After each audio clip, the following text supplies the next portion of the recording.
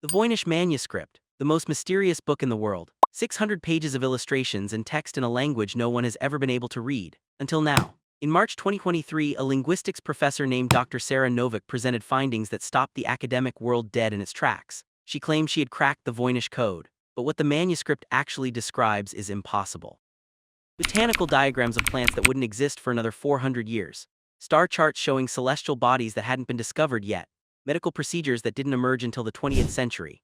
And chemical formulas for compounds that shouldn't have been synthesized until the 1800s. This isn't just an ancient text. According to Dr. Novick's translation, it's a technical manual written by someone who knew things they absolutely should not have known. Someone who either traveled from the future or had access to knowledge that breaks every rule we understand about how information moves through time. And the most disturbing part, the manuscript contains warnings, specific instructions about what must not be done, technologies that should never be built, and a final message written in the last pages that Dr. Novick refuses to fully disclose because, in her words, some knowledge is too dangerous to release all at once. If you're the kind of person who needs answers to mysteries no one else will touch, you need to subscribe right now. Because what you're about to hear will change how you think about history, knowledge, and the possibility that someone in the past knew exactly what was coming. The manuscript was discovered in 1912 by a rare book dealer named Wilfrid Voynich in a Jesuit college in Italy. Tucked away in a dusty chest among forgotten relics, the book was unlike anything Voynich had ever seen. Vellum pages, painstakingly illustrated with bizarre plants, astronomical diagrams, and human figures bathing in strange green liquids. The text flowed across every page in an elegant script that looked like language, but matched no alphabet, no cipher, no linguistic pattern ever recorded. Voynich knew immediately he'd found something extraordinary. He spent the rest of his life trying to decode it. He failed. So did every expert he brought it to. Cryptographers, linguists, historians all walked away baffled. Carbon dating later placed the manuscript's creation between 1404 and 1438. Somewhere in early 15th century Europe, someone sat down and wrote over 200,000 characters in a language that either never existed or was so perfectly encrypted that 6 centuries of brilliant minds couldn't crack it. The manuscript passed through collectors' libraries and eventually landed at Yale University's Voynich Rare Book Library where it remains today. Researchers have attacked it with every tool imaginable.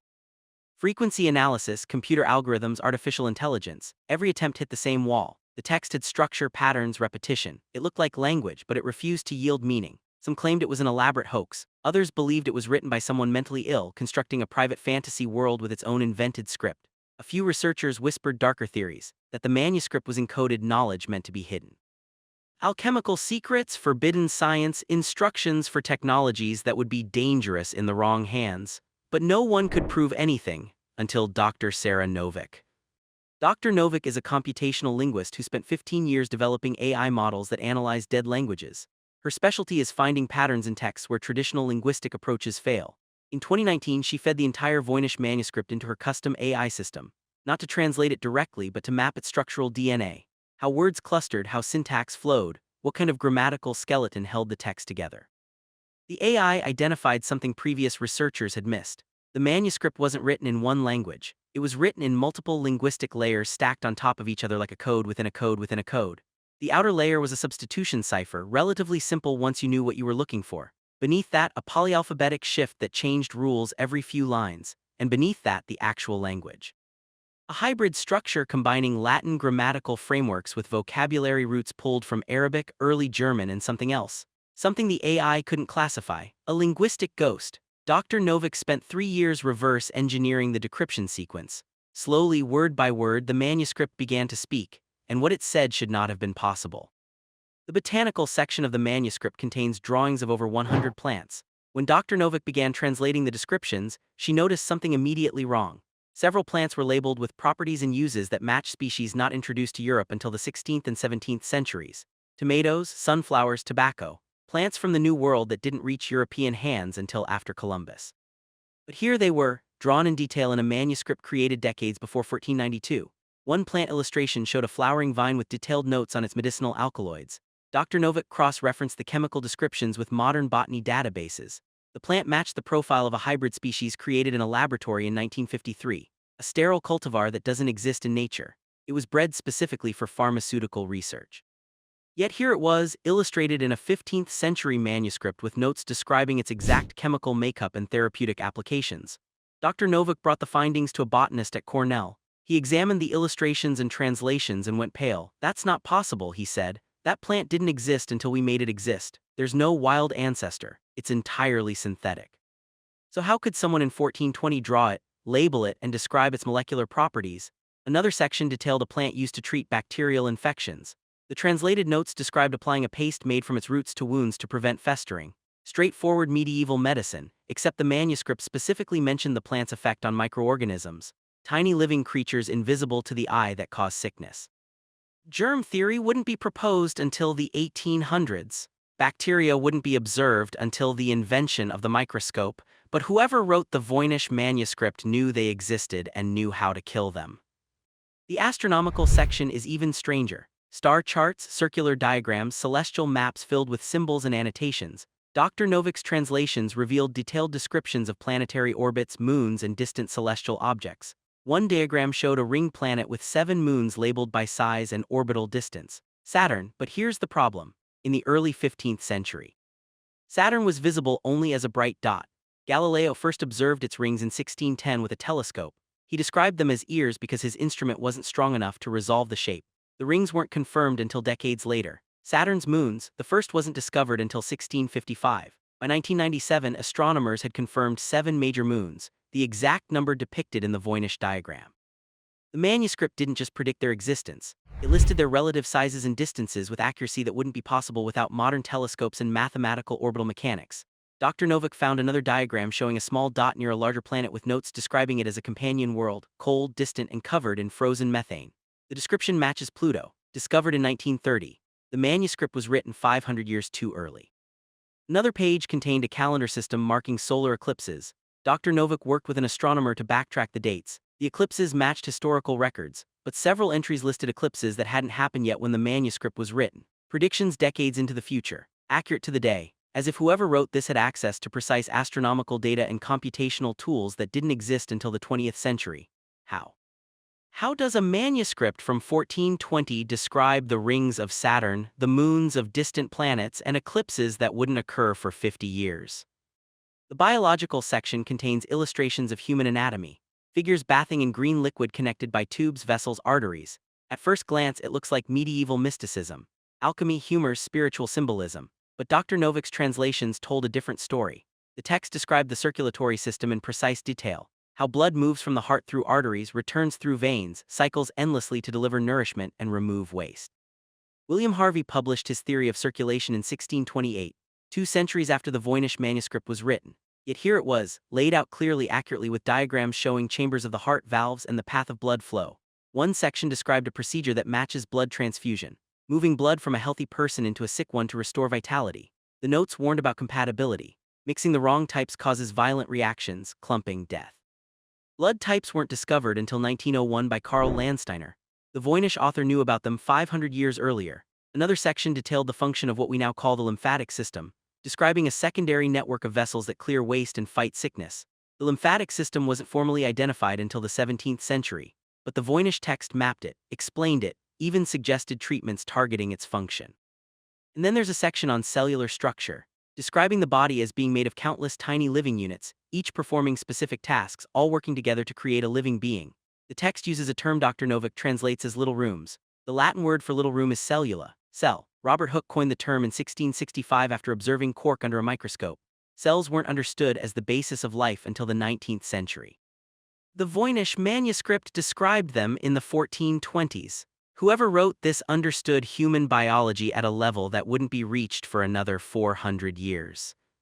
The chemical section stopped Dr. Novik cold. Pages and pages of diagrams showing apparatus that looked like distillation equipment, reaction vessels, heating chambers. The text described processes for isolating substances, purifying compounds, and creating reactions. One formula detailed the synthesis of a white crystalline powder produced by combining plant extracts with alkali salts and heating them in stages. Dr. Novik showed the translated procedure to a chemist at MIT.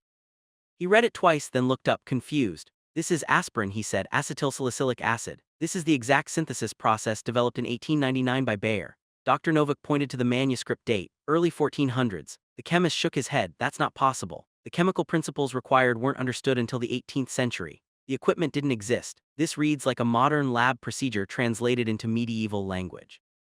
Another section described creating a black powder by mixing sulfur, carbon, and saltpeter in specific ratios.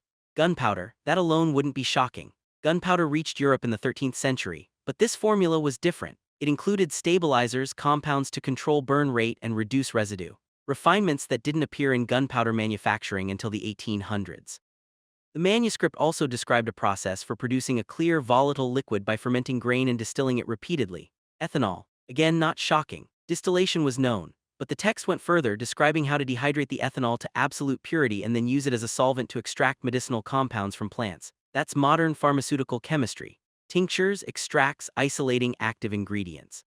The principles weren't formalized until the 19th century. One entry described producing a yellow gas by reacting salt with a black liquid. The gas was toxic, choking, dangerous to breathe. Chlorine gas, first isolated in 1774. The manuscript warned never to release it in closed spaces or near living things. It described effects that match chlorine exposure perfectly. Whoever wrote this had produced chlorine gas 3.5 centuries before Carl Wilhelm Scheele. The warning section is what made Dr. Novick stop publishing her full findings. Scattered throughout the manuscript are passages that break from the technical descriptions. They shift in tone, urgent, direct, almost pleading. One passage, translated carefully, reads, "These truths are preserved not for glory but for necessity. Those who follow must know what was learned and what must never be repeated." Dr. Novick found a section describing a device built to harness what the text calls the invisible fire, a force that flows through all matter that can be drawn out, concentrated, and released with terrible power. The diagram shows a metal sphere surrounded by coils connected to rods driven deep into the earth. The text warns that activating the device tears the air itself, creates heat like the sun, and leaves the ground poisoned for generations.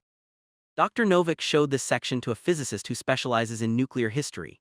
He stared at the diagram for a long time, then quietly said, "This looks like an attempt to describe a nuclear reaction or an electromagnetic pulse device.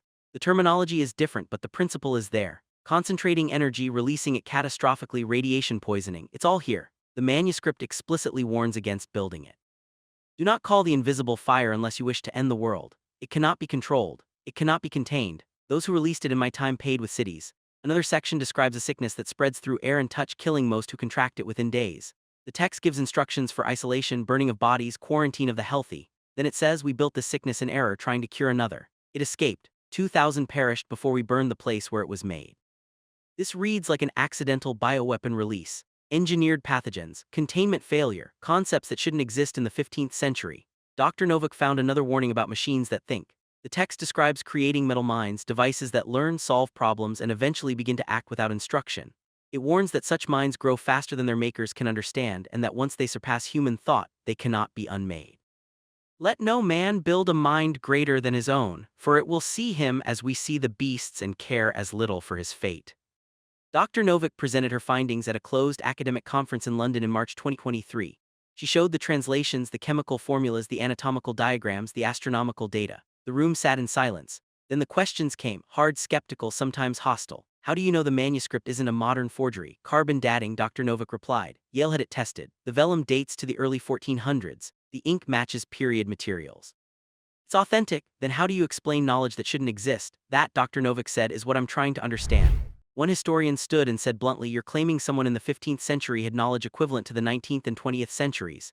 That violates everything we know about the progression of science." "Unless," Dr. Novick said quietly, "the person who wrote it didn't live in the 15th century." The room went cold. She continued. "What if the manuscript was written by someone from another time? Someone with advanced knowledge who ended up in the past, either by accident or design, and wrote down everything they could remember before they died. A time traveler." Someone said it like a joke, but no one laughed. Dr. Novick nodded. "I'm not saying I believe that. I'm saying the manuscript contains information that doesn't fit any other explanation. It's either the most elaborate hoax ever created, which the carbon dating rules out, or it's a genuine record of knowledge that existed out of sequence." The conference ended with no consensus. Some dismissed her work entirely. Others quietly requested copies of her translations, and a few reached out privately with a single question: "What else did the manuscript say? What are you not telling us?" Dr. Novick has refused to release the final section of her translation. In interviews, she'll only say that the last pages of the manuscript contain something she's not ready to share, something that goes beyond warnings and into territory she considers genuinely dangerous. A journalist pressed her. "Dangerous how?" She paused, then said, "The manuscript describes a principle, a method for accessing knowledge across time, not physical travel but information transfer. Instructions for building a device that lets a person perceive moments outside their own timeline. See the past, see the future, retrieve information that hasn't been discovered yet or was lost long ago. The journalist asked, and you think that's real? Dr. Novik's answer was careful. I think whoever wrote this believed it was real. And I think they used it, that's how they knew what they knew. They didn't predict the future, they saw it. And the warnings in the manuscript, the journalist asked. Dr. Novik looked away. They're warnings about what happens when you use it, the cost, the damage it does not just to the person but to the structure of time itself. The manuscript says that accessing knowledge out of sequence creates instability. Ripples, events that shouldn't connect suddenly do. Cause and effect break down. People start remembering things that never happened or forgetting things that did. She stopped, then added quietly, there's a phrase repeated in the final pages. Time is not a river. It is a web, pull one thread and the whole pattern shifts. The journalist pushed. Are you saying we shouldn't know what's in the last section? I'm saying, Dr. Novik replied, that some knowledge changes reality just by being known, and I don't know if we're ready for that. Since Dr. Novik's partial release, strange things have started happening. Researchers who have worked closely with her translations report unusual experiences, vivid dreams of places they've never been, memories that don't fit their lives. A chemist who reviewed the synthesis formulas said he woke up one morning with the complete structure of a compound in his head. He sketched it out, ran the data, and discovered it was a molecule that didn't exist yet. He has no idea how he knew it. A linguist studying the layered encryption described feeling watched while working late at night, not by a person but by the manuscript itself, as if something in the text was aware of being read. She stopped working on it after she found notes in her handwriting that she didn't remember writing, notes that contained accurate translations of sections she hadn't reached yet. An astronomer analyzing the star charts reported that his software flagged an anomaly. One of the celestial objects in the manuscript matched no known body in our solar system, but when he ran a predictive model forward 200 years, the object appeared, a rogue planetoid on a long elliptical orbit that won't be visible from Earth until 2189. The Voynich Manuscript predicted it. Online communities have exploded. Some claim Dr. Novik is hiding the truth, others say she's part of a disinformation campaign. A few believe the manuscript is a message from a parallel timeline bleeding into ours, and then there are the people who have started building the devices, using the diagrams, the translated instructions, attempting to recreate the tools described in the manuscript. Most fail. Some report strange results, power surges, spatial distortions, moments where time feels wrong. One group in Germany claimed they successfully activated a simplified version of the time perception device. They posted about it online, describing a brief flash where they could see two moments at once, past and present overlapping. The post was deleted within hours. The group hasn't been heard from since. The Voynich Manuscript sits in its climate-controlled case at Yale, unchanged, untouched, radiating mystery. Dr. Novik continues her work in private, refusing interviews, declining conferences. She's said to be translating the final section alone, testing every word, every implication, deciding what can be safely known. People close to her say she's changed. Quiet, distant, like she's carrying a weight no one else can see. A colleague asked her once, "Do you regret decoding it?" She thought for a long time, then said, "I regret that it was possible to decode. Some things stay hidden because they're meant to, and now that it's open, I don't think we can close it again." Somewhere in the past, someone sat down and wrote a book filled with knowledge they should not have had. Knowledge of biology, chemistry, astronomy, warnings about technologies that wouldn't exist for centuries. They wrote it knowing it might never be read or understood. Or maybe they wrote it knowing exactly when it would be read and by whom. The manuscript may not be a record of the past. It might be a message sent forward through time, encoded so it would only be cracked when the world reached the right level of understanding. A time capsule set to open at a specific moment in history, our moment. And the question we're left with is simple and terrifying. If someone in the past had access to knowledge from the future, how did they get it? Did they build something that let them see forward through time? Did they receive the information from someone even further ahead? Or are we caught in a loop where the manuscript exists because we decoded it, and we decoded it because it existed, and the knowledge circles endlessly with no beginning and no end? Dr. Novik's final public statement was brief. The manuscript describes a world where time is not linear, where information can flow backward, forward, sideways, where the past and future touch in ways we don't understand. I don't know if the author was a genius, a prophet, or a traveler, but I know this: they saw something we're only beginning to see now, and they tried to warn us. The Voynich Manuscript was finally decoded. What it describes shouldn't exist yet, but it does. And now that we know, the question isn't what it means. The question is what happens next. The implications are staggering. We're not just looking at an ancient text anymore. We're looking at a potential blueprint for understanding how knowledge itself moves through time, and that changes everything. If Dr. Novik is right, if the Voynich Manuscript truly is a message from someone who accessed information they shouldn't have possessed, then we have to reconsider our entire understanding of history. Every major scientific breakthrough, every sudden leap in human knowledge, every genius who seemed to arrive at answers before the world was ready for the question: were they all working from fragments of information that somehow filtered backward through time? Or is the Voynich Manuscript unique? Is it the only evidence we have of temporal knowledge transfer, or have we been missing the signs all along? Consider the Renaissance, a sudden explosion of learning, art, mathematics, astronomy. It's always been attributed to rediscovered classical texts and cultural flourishing. But what if there was something else, a catalyst, information arriving from somewhere beyond the normal flow of history? The manuscript suggests that's possible, more than possible. It suggests it's happened before, and if it's happened before, it could happen again. Right now, there might be other manuscripts out there, other messages waiting to be decoded, other warnings we haven't heard yet. There might be people alive today who have encountered fragments of temporal knowledge and don't even know what they're holding. A journal in an attic, an old book with strange notes in the margins, a dream so vivid and detailed it couldn't possibly be imagination. These could all be pieces of the puzzle, signals from outside our timeline trying to reach us. Dr. Novik's silence on the final section is beginning to make more sense. If the manuscript truly describes a method for perceiving information across time, then sharing that knowledge might not be just dangerous, it might be inevitable. Because once you know something is possible, once you understand the principle behind it, some part of humanity will pursue it regardless of warnings. That's who we are. We reach for what seems unreachable. We answer questions we shouldn't ask, and we do it again and again until we either master the knowledge or destroy ourselves in the attempt. The manuscript seems to acknowledge this. It doesn't just warn against certain actions. It explains why they're dangerous. It respects the intelligence of its readers enough to lay out cause and effect. This isn't a book that treats humanity as children who need to be protected from their own curiosity. It's a book written by someone who understands exactly what we are. Ambitious, brilliant, reckless, and determined to push every boundary we encounter. Someone who maybe shares those same traits. Someone who made choices they couldn't unmake. The warnings scattered throughout suggest a history of mistakes, the engineered sickness that escaped, the device that tore reality, the experiments with time perception that created instability. These weren't theoretical warning, they were lived experience. The author was describing what actually happened, what went wrong, and trying to prevent it from happening again. But they knew even as they wrote that prevention might be impossible. Once knowledge exists, it spreads. Once a principle is understood, people will test it. Once a boundary is identified, someone will cross it. The Voynich Manuscript might be the clearest example we have of someone trying to change the future by speaking to the past. And we still don't know if it worked. We don't know if things are going the way they planned or if we're racing toward one of the disasters they warned about. All we know is what we can read. And there's still more we can't, so where does this leave us? It leaves us with questions that don't have comfortable answers. It leaves us knowing that our understanding of how the world works is incomplete. That history might not be a steady progression but a complex web of influences flowing in directions we never suspected. Most importantly, it leaves us aware that somewhere right now, someone might be sitting with knowledge they can't share. They might be making decisions about what humanity is ready to know, and they might be wrong. Or right, and we still won't understand until it's too late.